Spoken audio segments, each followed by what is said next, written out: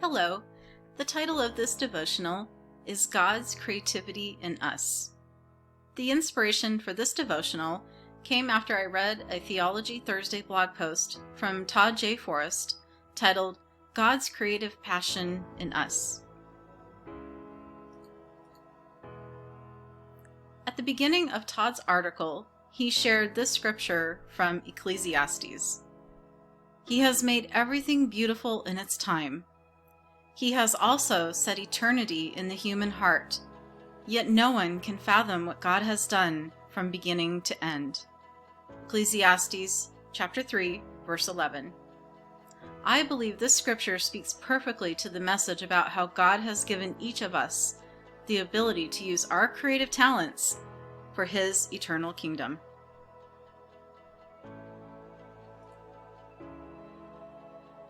First, let's see how God is the author and perfecter of creativity in all of its forms.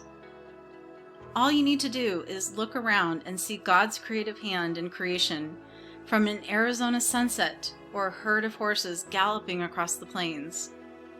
Our creative God brings life, color, and texture to our existence.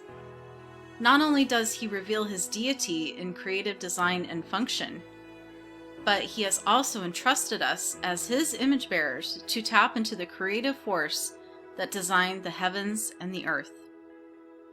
As children of God, we should aim to embrace all of God's entrusted creativity in our lives.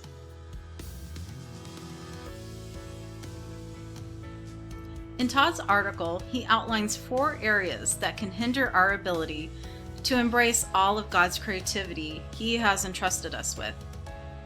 I will cover each of these in the devotional and offer ways that we can overcome these challenges.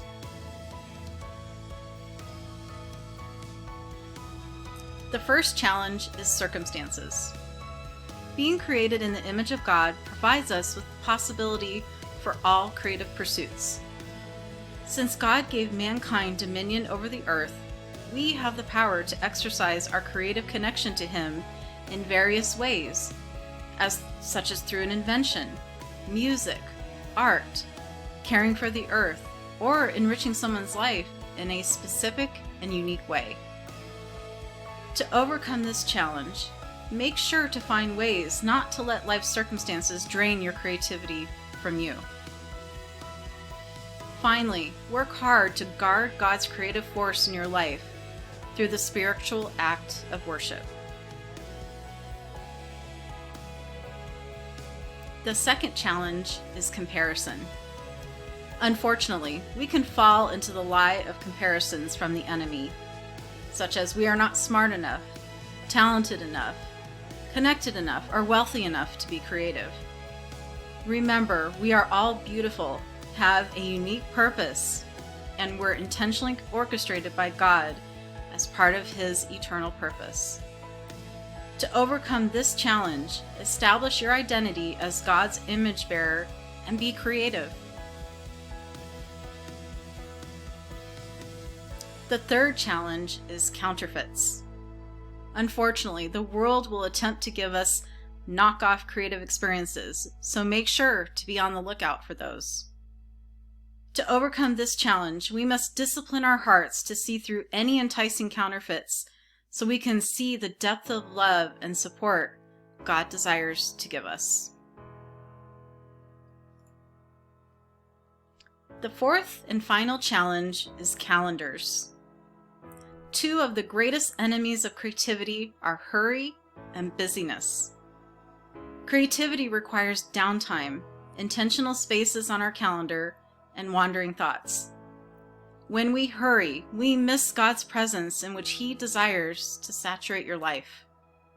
When we are consumed with busyness, we miss the still small voice of God's creative nudge that He gives us, which can bring life and purpose to your daily routine. To overcome this challenge, surrender your calendars to God. When your life, job, relationships, and your purpose are all surrendered to God, we ignite a creative fire, fueling personal fulfillment, as well as being an encouraging spark for those who pass through your life.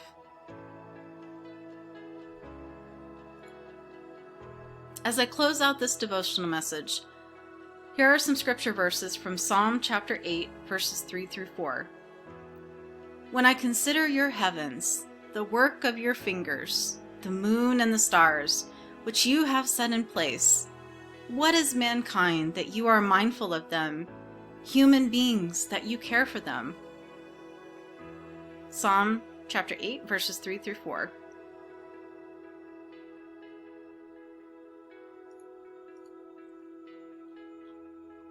Thank you for your time today.